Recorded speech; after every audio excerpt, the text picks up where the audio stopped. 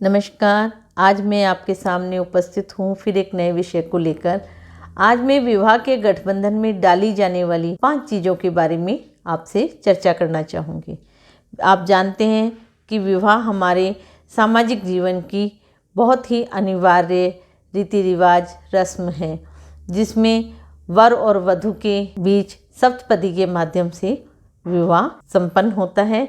जिसमें विवाह का जब गठबंधन किया जाता है तो वर के दुपट्टे या धोती में और वधू के पल्ले में 5 चीज़ें डालकर बांधी जाती। तो आप जानते हैं उनका क्या महत्व है, वो क्यों बांधी जाती हैं। तो आज मैं आपको बताती हूँ कि उसके अंदर सिक्का यानी पैसा, हल्दी, दुर्वा, अक्षत और पुष्प, ये 5 चीज़ें बांधी जाती हैं।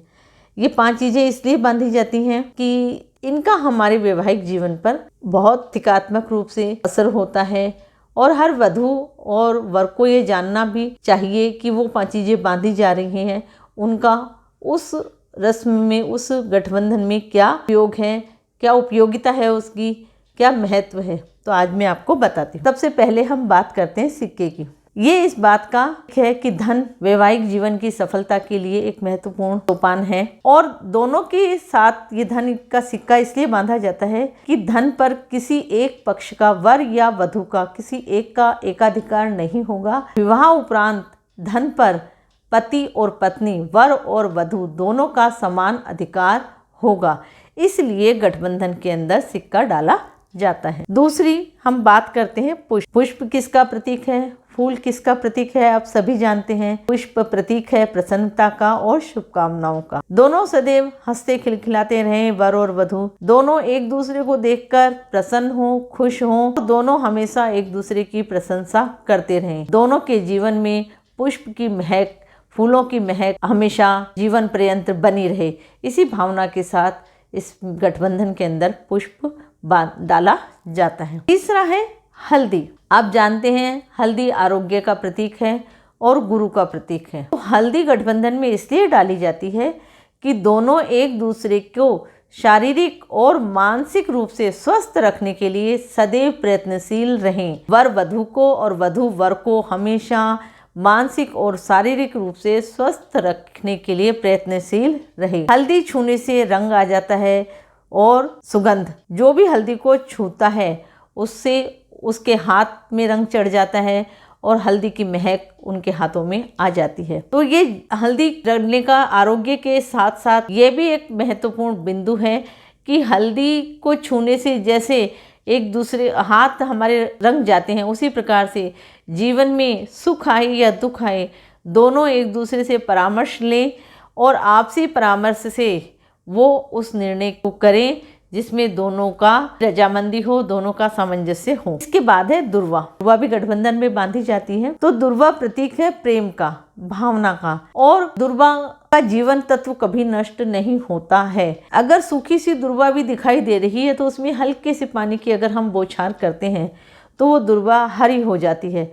इसी प्रकार से कामना की जाती है कि दुर्वा की तरह से ही वर और वधू दोनों का जीवन हमेशा हंसता रहे, मुस्कुराता रहे, उनमें जीवन तत्व कभी नष्ट नहीं हो। दोनों में एक दूसरे के मन के प्रति, एक दूसरे के जीवन के प्रति अटूट प्रेम और आत्मीयता बनी रहे। इसके बाद चावल। चावल को हम अक्षत भी बोलते हैं। चावल या अक्षत अन्नपूर्णा का प्रतीक माने जाते हैं। जो अन्न कमाते हैं, अन्न के ऊपर हमारा जीवन निर्भर है। जो अन्न हम कमाते हैं उस अन्न को हम अकेले नहीं खाएं, बल्कि मिलजुल करके परिवार के साथ हमेशा मिल बैठ कर के हम अन्न का उपभोग करें और परिवार के प्रति सेवा और उत्तरदायित्व के लक्ष्य का भी हम ध्यान रखें। इस प्रकार की कामना वर वधू के प्रति की जाती है कि दोनों एक दूसरे के साथ मिलकर परिवार से ही भोजन ग्रहण करेंगे, परिवार के प्रति अपने दायित्वों को पूरा करेंगे, प्यार और प्रेम का, विश्वास का संबंध बनाए रखेंगे और जीवन में परिवार के प्रति उत्तरदायित्व पूर्ण करने का लक्ष्य रखेंगे। तो इस कारण से आप जान गए होंगे कि इस कारण से गठबंधन में ये 5 चीज़ें बांधी जाती हैं, जिनका प्रतीकात्मक रूप से हमारे भावी जीवन के साथ संबंध होता है। इसीलिए मैं ये आपसे को बताना चाहूँगी कि हमारे सनातन धर्म में, हमारे हिंदू धर्म में कोई भी रीति रिवाज है, कोई भी परंपरा है, तो उसका कोई ना कोई वैज्ञानिक कारण जरूर है और इसीलिए हमें हमारे सनातन धर्म पर गर्व है। मैं सोचती हूँ, मुझे ऐसी आशा है कि आपको आज का विषय वैवाहिक जीवन की शुरुआत के समय जो हम गठबंधन करते हैं उसमें जो ये 5 चीज़ें हम डालते हैं उनका क्या महत्व है के बारे में आपको जानकारी मिली होगी। इसी प्रकार की और अन्य रोचक जानकारियों के लिए आप हमारे चैनल के साथ बने रहें। हम इसी प्रकार छोटे छोटे विषयों पर छोटी छोटी चर्चाएं आपके साथ करेंगे। आपको ये चैनल अगर पसंद आया है तो इसको लाइक एंड सब्सक्राइब कीजिए और इसका प्रसारित कीजिए, लोगों तक पहुंचाइए ताकि उनको भी हमारे सनातन धर्म की परंपराओं रीति रिवाजों के बारे में क्या वैज्ञानिक दृष्टिकोण है वो जान सकें, उससे वो अवगत हो सकें। धन्यवाद। फिर मिलेंगे एक नई चर्चा के साथ। नमस्कार।